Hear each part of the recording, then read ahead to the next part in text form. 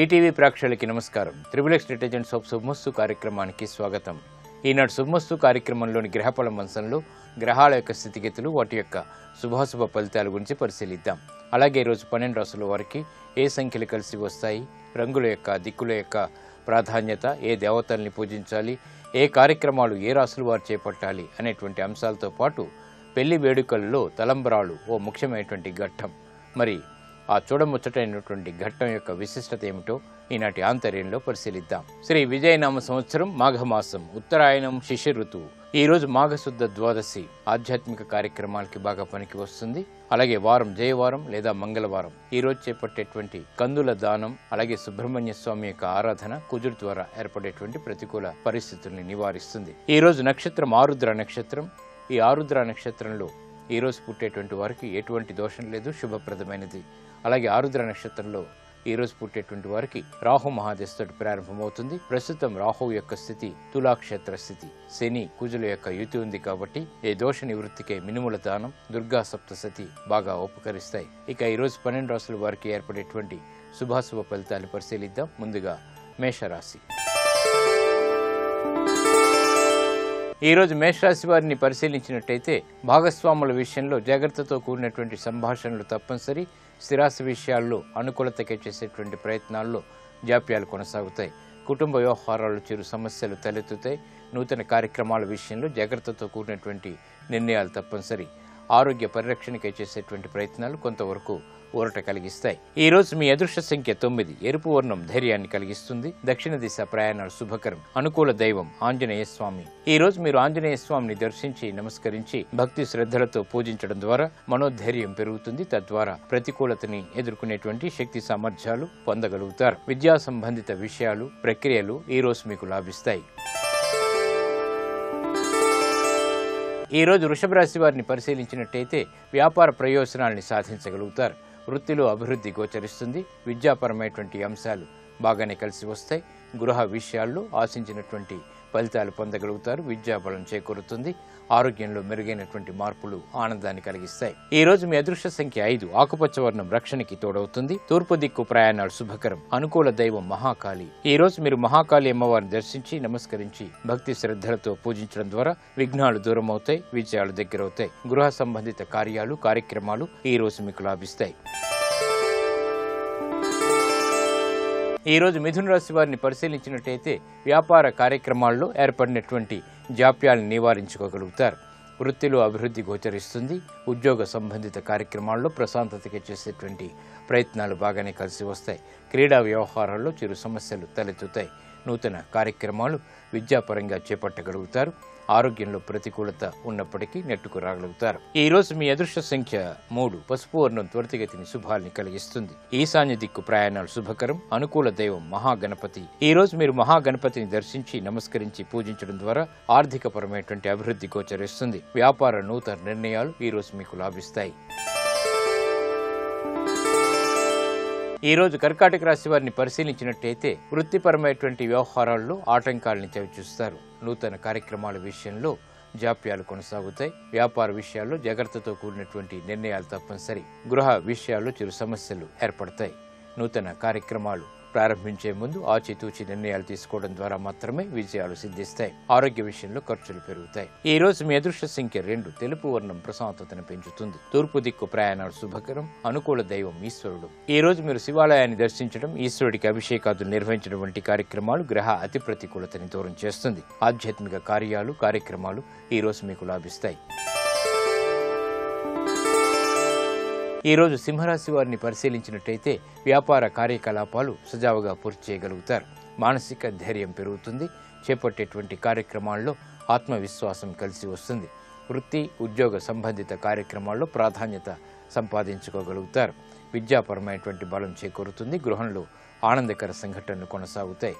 ఆర్థిక పుష్టి ఏర్పడుతుంది. ఈ రోజు మీ అదృష్ట సంఖ్య 6. తెలుపు వర్ణం ప్రశాంతతను పెంచుతుంది. తూర్పు దిక్కు ప్రయాణాలు శుభకరం. అనుకూల దైవం లక్ష్మీ నరసింహస్వామి. ఈ రోజు మీరు లక్ష్మీ నరసింహస్వామిని దర్శించి నమస్కరించి పూజించడం ద్వారా వృత్తి, వ్యాపార, ఉద్యోగ సంబంధిత కార్యక్రమాల్లో ప్రశాంతతని పెంపొందింప చేసుకోగలుగుతారు. పెట్టుబడులు ఈ రోజు మీకు రాణిస్తాయి. ఈ రోజు కన్యా రాశి వారిని పరిశీలించినట్టయితే శ్రమతో కూడినటువంటి కార్యక్రమ నిర్వహణ కొనసాగించగలుగుతారు. ప్రతి పని పదే పదే చేయవలసినటువంటి ఆవశ్యకత ఉంటుంది. ఆర్థికపరమైనటువంటి చిక్కులు ప్రబలమవుతాయి. సంభాషణల విషయంలో జాగ్రత్తలు పాటించాలి. గృహ విషయాల్లో అనుకూల పరిస్థితులకే చేసేటువంటి ప్రయత్నాలు కొంత ఊరట కలిగిస్తాయి. ఆరోగ్య చిక్కులు ప్రబలమవుతాయి. ఖర్చులు ఉక్కిరిబిక్కిరి చేసేటువంటి సంఘటనలు లేకపోలేదు. ఈ రోజు మీ అదృష్ట సంఖ్య 2. తెలుపు వర్ణం ప్రశాంతతను పెంచుతుంది. తూర్పు దిక్కు ప్రయాణాలు శుభకరం. అనుకూల దైవం శ్రీ వెంకటేశ్వర స్వామి. ఈ రోజు మీరు వెంకటేశ్వర స్వామిని దర్శించి నమస్కరించి పూజించడం ద్వారా ఆర్థికపరమైనటువంటి వ్యవహారాల్లో చిక్కులు వీడిపోతాయి. సంభాషణల ద్వారా ఏర్పడేటువంటి ప్రతికూల పరిస్థితులు అనుకూలిస్తాయి. ఆధ్యాత్మిక కార్యాలు కార్యక్రమాలు ఈ రోజు మీకు సంతృప్తిని కలిగిస్తాయి. ఈ రోజు తులారాశి వారిని పరిశీలించినట్టయితే వ్యాపార ప్రయోజనాల్ని సాధించగలుగుతారు. అదృష్ట సంఘటనలు వృత్తిపరంగా చోటు చేసుకుంటాయి. గృహ విషయాల్లో ఆశించినటువంటి ప్రయోజనాలు పొందగలుగుతారు. అధిక శ్రమ ఉన్నప్పటికీ ఆందోళనకర పరిస్థితులు తగ్గుతాయి. వ్యాపార ప్రయోజనాల్ని సాధించగలుగుతారు. ఆర్థిక ప్రయత్నాలు ఫలిస్తాయి. విదేశీ వ్యవహారాల్లో అనుకూలతకే చేసేటువంటి కార్యక్రమ నిర్వహణ దిగ్విజయం అవుతుంది. ఆరోగ్య విషయంలో కూడా మార్పులు అనుకూలిస్తాయి. ఈ రోజు మీ అదృష్ట సంఖ్య 9. ఎరుపు వర్ణం ధైర్యాన్ని కలిగిస్తుంది. దక్షిణ దిశ ప్రయాణాలు శుభకరం. అనుకూల దైవం మహాకాళి. ఈ రోజు మీరు మహాకాళి అమ్మవారిని దర్శించి నమస్కరించి పూజించడం ద్వారా వ్యాపార ప్రయోజనాల్ని సాధించగలుగుతారు. ఉద్యోగ సంబంధిత నూతన ప్రయత్నాలు ఈ రోజు మీకు లాభిస్తాయి. ఈ రోజు వృశ్చిక రాశి వారిని పరిశీలించినట్టయితే మానసిక వైషమ్యాలు ప్రబలమవుతాయి. చేపట్టేటువంటి కార్యక్రమాల్లో శ్రద్ధ తగ్గుతుంది. వృత్తిలో ఏర్పడినటువంటి సంకోచ పరిస్థితులు ప్రబలమవుతాయి. నూతన కార్యక్రమాల విషయంలో జాగ్రత్తతో కూడినటువంటి నిర్ణయాలు తప్పనిసరి. వ్యాపార ప్రతిబంధకాలని ఎదుర్కోలేకపోతారు. ఆరోగ్య విషయంలో చిరు సమస్యలు తలెత్తుతాయి. శారీరక శ్రమ అధికంగా ఉంటుంది. ఈ రోజు మీ అదృష్ట సంఖ్య 5. ఆకుపచ్చ వర్ణం రక్షణకి తోడ్పడుతుంది. ఉత్తర దిక్కు ప్రయాణాలు శుభకరం. అనుకూల దైవం ఆంజనేయ స్వామి. ఈ రోజు మీరు ఆంజనేయ స్వామిని దర్శించి నమస్కరించి పూజించడం ద్వారా వృత్తి వ్యాపార ఉద్యోగ పరిస్థితుల్లో అనుకూల మార్పులు చోటు చేసుకుంటాయి. శారీరక శ్రమ తగ్గుతుంది. ఆరోగ్య రక్షణ ఏర్పడుతుంది. వ్యాపార పునఃప్రయత్నాలు ఈ రోజు మీకు లాభిస్తాయి. ఈ రోజు ధనుసు రాశి వారిని పరిశీలించినట్టయితే వృత్తి వ్యాపారాల్లో గౌరవ మర్యాదలు దక్కుతాయి. చేపట్టేటువంటి కార్యక్రమాలపై పట్టు బిగించగలుగుతారు. ఆర్థిక పుష్టి ఏర్పడుతుంది. నూతన కార్యక్రమాల విషయంలో ఏర్పడినటువంటి ఒప్పందాలు పనికి వస్తాయి. ఆలోచన సంపత్తి కలిగి ఉంటారు. విద్యాపరమైనటువంటి చిక్కులు వీడిపోతాయి. విదేశీ వ్యవహారాల్లో ఆర్థిక సంబంధ బాంధవ్యాలు మెరుగవుతాయి. దూకుడుతో కూడినటువంటి నిర్ణయాలు తద్వారా విజయాలు సాధించగలుగుతారు. సంతృప్తికర సంఘటనలు అన్ని రంగాల వారికి చేకూరుతాయి. ఈ రోజు మీ అదృష్ట సంఖ్య 3. పసుపు వర్ణం త్వరితగతిని శుభాల్ని కలిగిస్తుంది. ఈశాన్య దిక్కు ప్రయాణాలు శుభకరం. అనుకూల దైవం సుబ్రహ్మణ్య స్వామి. ఈ రోజు మీరు సుబ్రహ్మణ్య స్వామిని దర్శించి నమస్కరించి పూజించడం ద్వారా అన్ని రకాలైనటువంటి వ్యవహారాల్లో అనుకూలత విజయాలు సాధించగలుగుతారు. విదేశీ లావాదేవీలు సంభాషణలు ప్రక్రియలు ఈ రోజు మీకు లాభిస్తాయి. ఈ రోజు మకర రాశి వారిని పరిశీలించినట్టయితే ఆర్థిక చిక్కులు ఏర్పడినప్పటికీ నెట్టుకు రాగలిగేటువంటి పరిస్థితులు కూడా వెన్నంటి ఉంటాయి. కార్యక్రమ నిర్వహణ విషయంలో జాగ్రత్తతో కూడినటువంటి నిర్ణయాలు తప్పనిసరి. రాజకీయ లబ్ధికే చేపట్టేటువంటి కార్యక్రమాల్లో పొరపాట్లు దొరుకుతాయి. విద్యాపరమైనటువంటి వ్యవహారాలు అనుకూలిస్తాయి. కోర్టు సంబంధిత వ్యవహారాల్లో ప్రతికూల పరిస్థితులు అసంతృప్తిని కలిగిస్తాయి. ఆరోగ్య విషయంలో చిరు సమస్యలు కొనసాగుతాయి. ఈ రోజు మీ అదృష్ట సంఖ్య 5. ఆకుపచ్చ వర్ణం రక్షణకి తోడ్పడుతుంది. ఉత్తర దిక్కు ప్రయాణాలు శుభకరం. అనుకూల దైవం ఈశ్వరుడు. ఈ రోజు మీరు శివాలయాన్ని దర్శించడం, ఈశ్వరుడికి అభిషేకాదులు నిర్వహించినటువంటి కార్యక్రమాలు ఉన్నతమైనటువంటి ఆలోచన సంపత్తిని తద్వారా విజయాల్ని కలిగిస్తాయి. ఆర్థిక ప్రయత్నాలు ఈ రోజు మీకు ఊరట కలిగిస్తాయి. ఈ రోజు కుంభరాశి వారిని పరిశీలించినట్టయితే ఆర్థిక చిక్కులు ఉన్నప్పటికీ అనుకూల పరిస్థితుల్ని కూడా ఆహ్వానించగలుగుతారు. కుటుంబ సఖ్యత ఏర్పడుతుంది. వ్యవహార దక్షత కలిగి ఉంటారు. చేపట్టేటువంటి కార్యక్రమాల్లో అవగాహన కలిగి ఉంటారు. వ్యాపార నిమిత్తమే చేపట్టేటువంటి కార్యక్రమాలు ఆర్థిక పుష్టిని కలిగిస్తాయి. నూతన ప్రయోజనాల్ని సాధించగలుగుతారు. ఆత్మవిశ్వాసం పెరుగుతుంది. పిల్లల విషయంలో విజయాలు సిద్ధిస్తాయి. ఈ రోజు మీ అదృష్ట సంఖ్య 5. ఆకుపచ్చ వర్ణం రక్షణకి తోడ్పడుతుంది. ఉత్తర దిక్కు ప్రయాణాలు శుభకరం. అనుకూల దైవం మహాకాళి. ఈ రోజు మీరు మహాకాళి అమ్మవారిని దర్శించి నమస్కరించి పూజించడం ద్వారా భాగ్య స్థితిలో ఉండేటువంటి కుజ శని రాహుల్ ద్వారా ఏర్పడేటువంటి ప్రతికూల పరిస్థితులు దూరమవుతాయి. అనుకూల పరిస్థితుల్ని ఆహ్వానించగలుగుతారు. భూ సంబంధిత వ్యవహారాలు నిర్ణయాలు ఈ రోజు మీకు లాభిస్తాయి. ఈరోజు మీనరాశి వారిని పరిశీలించినట్టయితే వ్యాపార కార్యకలాపాలని సజావుగా పూర్తి చేయగలుగుతారు. మానసిక ఆందోళనలు ఉన్నప్పటికీ నెట్టుకు రాగలుగుతారు.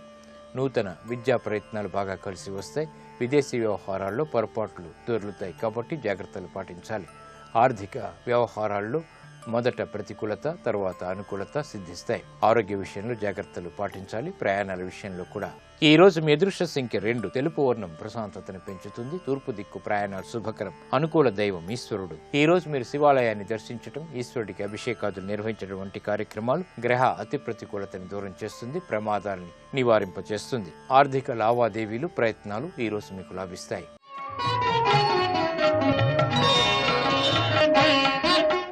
పెళ్లి వేడుకల్లో తలంబ్రాలు ఓ ముఖ్యమైనటువంటి ఘట్టం. మరి ఈ ఘట్టం యొక్క విశిష్టత ఏమిటో పరిశీలిద్దాం.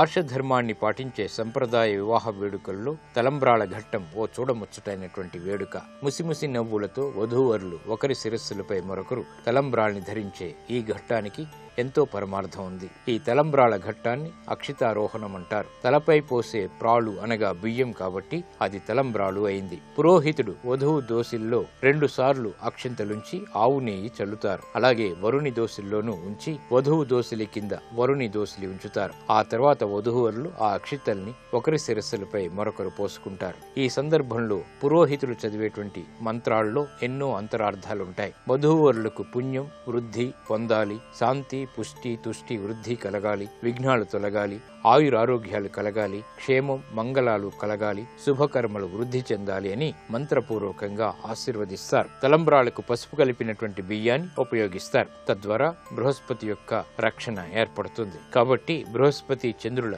శుభదృష్టి వధూవరులపై ఉండాలని పెద్దలు, వేద విధులు, అతిథులు దీవిస్తారు. ఇది పెళ్లి వేడుకల్లో తలంబ్రాల యొక్క విశిష్టత. ఇది నేటి ఆంతర్యం. ఇప్పుడు గ్రహయోగంలో గ్రహాల యొక్క స్థితిగతులు, ఈ రోజు ముఖ్యంగా చేపట్టవలసినటువంటి కార్యక్రమాల గురించి తెలుసుకుంటారు. నేటి గ్రహయోగాన్ని పరిశీలించినట్లయితే కుజుడు శత్రుక్షేత్రమైన తులారాశిలో సంచరిస్తున్నాడు. కుజుడి బలాన్ని పెంచి అనుకూల ఫలితాలను పొందటానికి ఎరుపు రంగు వస్త్రాలను ధరించి కుమారస్వామిని స్మరించుకోవటం, మీ గృహంలో దక్షిణ దిక్కులో 3 ఒత్తుల దీపాన్ని వెలిగించి ఓం అంగారకాయ నమః అనే మంత్రాన్ని జపించటం, దీనితో పాటుగా రాగి పళ్ళెల్లో కందులు పోసి ఎవరికైనా దానంగా సమర్పించడం ద్వారా అన్ని కార్యక్రమాలలో చక్కటి పురోభివృద్ధిని సాధించవచ్చు. ప్రధానంగా ఈరోజు భీష్మ ద్వాదశి సందర్భంగా ఒక పాత్రలో నువ్వులు ఉంచి ఎవరికైనా దానం చేయటం ద్వారా అన్ని కార్యక్రమాలలో, ప్రత్యేకించి విదేశీయానానికై చేసే ప్రయత్నాలలో చక్కటి పురోభివృద్ధిని సాధించవచ్చు. వ్యవసాయ రంగంలో నూతన ప్రణాళికలను ఏర్పాటు చేసుకోవటానికి, నూతన గృహాన్ని నిర్మించడానికి చేసే ప్రయత్నాలకు కూడా ఈరోజు అనుకూలమైన రోజుగా చెప్పవచ్చు.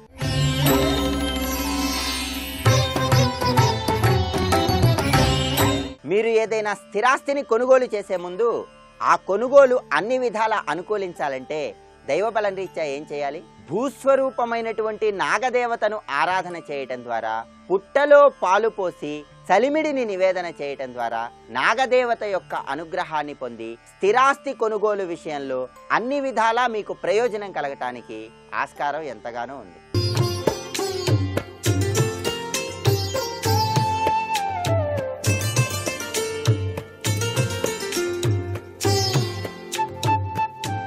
XXX డిటర్జెంట్ సోప్ శుభమస్తు కార్యక్రమంలో గృహబలం అంశానికి స్వాగతం. పవిత్రవంతమైనటువంటి ఈ మానవ జీవితంలో ఈశ్వరానుగ్రహం చేత స్వంత గృహం లభ్యపడ పిదప ఆ గృహంలో నివసించేటువంటి వ్యక్తులందరూ కూడాను సుఖశాంతులతో ఆరోగ్యప్రదమైనటువంటి జీవితాన్ని పొందడానికి ధర్మాచరణ కార్యక్రమరీత్యా కొన్ని విశేషాంశాలు ప్రతి ఒక్కరూ కూడా పాటించవలసిన పరిస్థితి ఎంతైనా ఉంది. ఇది వాస్తుశాస్త్రరీత్యా కూడాను చాలా ముఖ్యమే. మనం ఆచరించి పాటించే నియమాలే ఇతరుల జీవితాలకి కూడా మార్గదర్శకాలు అవుతాయి కదా. అందుచేత ఉమ్మడి కుటుంబాలతో జీవితాన్ని గడిపేటువంటి వారు వారి వారి సూత్ర ప్రాతిపదికల్ని తరతరాలుగా ఆచరిస్తూనే ఉన్నారు.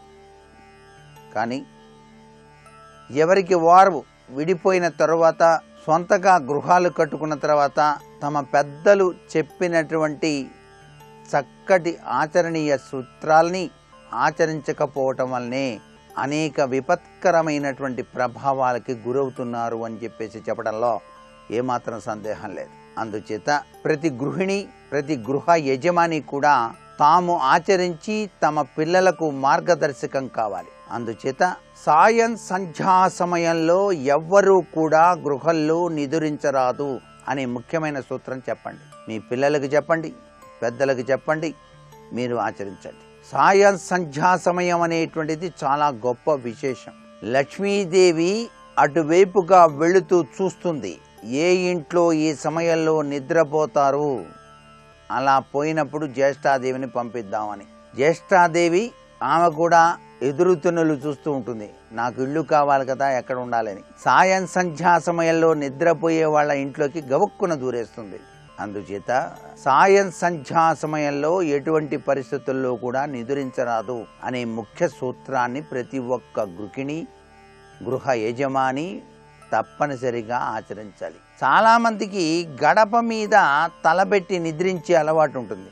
కింద పాలిష్ రాళ్ళు ఉన్నాయి కదా, చల్లగా ఉంటాయని చెప్పేసి ఆ కిందనే పడుకొని దిండు ఇరా అని చెప్పేసి దిండు ఇచ్చే లోపలే గడప మీద తలబెట్టి పడుకునేటువంటి అలవాటు చాలామంది మహిళలకు ఉంటుంది. ఇది చాలా అష్టదరిద్రాల్లో ఒకటి. గృహంలో ఏ యజమాని, ఏ ఇంటి యజమానురాలు కూడా తన తలను మాత్రం గడప పైన ఉంచి నిద్రించరాదు. చాలా ఘోరమైనటువంటి విపత్కర పరిస్థితులు సంభవిస్తాయి. ఉదయాన్నే నిద్రలించి లేచిన తదుపరి నమస్కార కార్యక్రమాలంతా పూర్తయిన పిదప ప్రకృతికి, గోవులకు, సూర్య భగవానికి నమస్కారం చేసిన పిదప నెత్తిన నీళ్లు చల్లుకొని దంతధావనం పూర్తి చేసిన పిదప శౌచాలయ కార్యక్రమం నిర్వహించిన పిదప పవిత్రవంతమైనటువంటి స్నానం ఆచరించేటప్పుడు కూడా ఇటీవల కాలంలో ప్రతి ఇంట్లోనూ కూడా బాత్రూమ్స్ ఏర్పాటు చేయబడటం వలన అక్కడ స్నానం చేసేటువంటి వారు ఒంటిపై గుడ్డను మాత్రం కట్టుకొని చేయవలే. బాత్రూమ్ కదా అని చెప్పేసి తొలిపేసుకొని తమకు తోచిన తంతాన స్నానం చేసినట్లయితే చాలా నష్టదాయకం వాటిల్లుతుందని శాస్త్రం. తూర్పు తిరిగి స్నానం చేసేటువంటి సమయంలో దైవనామస్మరణ చేయాలి, లేక పవిత్రవంతమైనటువంటి నదుల పేర్లు తలుచుకోవాలి. గంగా, కృష్ణ, కావేరి అనేటువంటి పేర్లు. మీరు నిత్యం స్నానం చేసేటప్పుడు గంగా గంగా గంగా అని స్నానం చేస్తే మీరు తప్పనిసరిగా కాశీ దివ్యక్షేత్రాన్ని దర్శిస్తారు. ఇది తథ్యం. ఏదో విధంగా కాశీ వెళ్ళాలనుకుని బయలుదేరి వెళ్ళి ఆ పవిత్ర గంగా నదిలో స్నానం చేసి వస్తారు. మానవ జీవితం ఎత్తిన ప్రతి ఒక్కరూ కూడాను జీవితంలో ఒక్కసారైనా సరే కాశీ యాత్ర చేయాలి. పవిత్రవంతమైన కాశీ గంగలో స్నానం చేస్తే సర్వ పాపాలు కూడా పటాపంచలైపోతాయి. దానికి కారణం ఏంటండి? దివి నుంచి భువికి గంగ ఎలా వచ్చింది? శివుని యొక్క జటాజూట నుంచి ఆయన శరీరం అంతా అలా అలా తడుపుకుంటూ భూమిలోకి వచ్చింది. సాక్షాత్తు పరమేశ్వరుడి శరీరాన్ని తాకి పూర్తిగా పైనుంచి చివరి వరకు కూడా తాకి వచ్చింది. కాబట్టి గంగకు అంత పవిత్రవంతమైనటువంటి ప్రభావం ఉంది. అందుకే పవిత్ర గంగా అన్నారు. అటువంటి గంగా నదిలో స్నానం చేయటం జన్మ సుకృత పుణ్యం. ఇంటిలోనే గంగా గంగా అని చెప్పేసి స్నానం చేస్తే మహా అద్భుతమైన పుణ్యమే. మనస్సు యొక్క ప్రభావం అది. ఇంటి యజమాని ఇది మాత్రం గుర్తుపెట్టుకోవాలి. పిల్లలు కూడా ఇది గుర్తుపెట్టుకొని వాళ్ళు ఆచరిస్తే చాలా మంచిది. అలాగే అభ్యంగన స్నానం చేసేటప్పుడు నువ్వుల నూనె ప్రతి శనివారం రాసుకొని స్నానం చేయాలి. శనిగ్రహ దోషాలు ఏమన్నా ఉంటే పటాపంచలైపోతాయి ఇంటిల్లిపాదికి కూడా గ్రహచార రీత్యా. తలంటి పోసుకునేటప్పుడు కుంకుడు నురిసే వాడమన్నారు. ఎందుకు?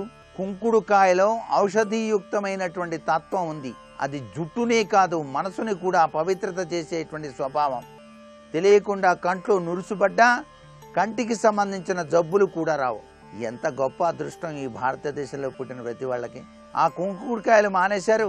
కుంకుడుతో చక్కగా స్నానం చేసే విధి విధానం పోయిందనుకోండి. ఇప్పుడు మరలా ఆ సంప్రదాయాన్ని పాటించినట్లయితే సర్వే సర్వత్రా శుభదాయకమే గృహానికి. ఇకపోతే స్నానానంతరం ఆగామి సంచిత ప్రారబ్ధ కర్మల్ని తొలగించే విభూతి ధారణ ప్రతి ఇంటి గృహ యజమాని కూడా పాటించటం సర్వే సర్వత్రా శుభదాయకం. కర్మరీత్యా వచ్చినటువంటి పాపాలన్నీ పటాపంచలైపోవటమే కాకుండా దురదృష్టకరమైనటువంటి ప్రభావాలు ఏమన్నా ఉన్నట్లయితే అవి కూడాను తప్పనిసరిగా తొలగిపోవడానికి ఆస్కారం ఉంటుంది. కాబట్టి విభూతి ధారణ అన్నారు. ఈ దృశ్యమాన జగత్తులో ప్రతి వస్తువు కూడా ఏనాటికైనా శ్మశానంలో బూడిదయ్యేదే అనే జ్ఞానతత్వం మనకు అర్థం కావాలి. అలా విభూతి ధారణ చేసి చక్కగా తిలక ధారణ చేసుకొని కుంకుమ బొట్టు పెట్టుకొని దైవనామస్మరణ చేస్తూ దైవతా మందిరంలోకి అడుగుపెట్టి దైవనామస్మరణ చేయాలి. ఈ విధంగా ఆచరించేటువంటి గృహాలకి మామూలుగా లేచి తమకు ఇష్టం వచ్చిన రీతిలో చేసేటువంటి గృహాలకి ఎంత తేడా ఉందో మీకే తెలుస్తుంది చూస్తే.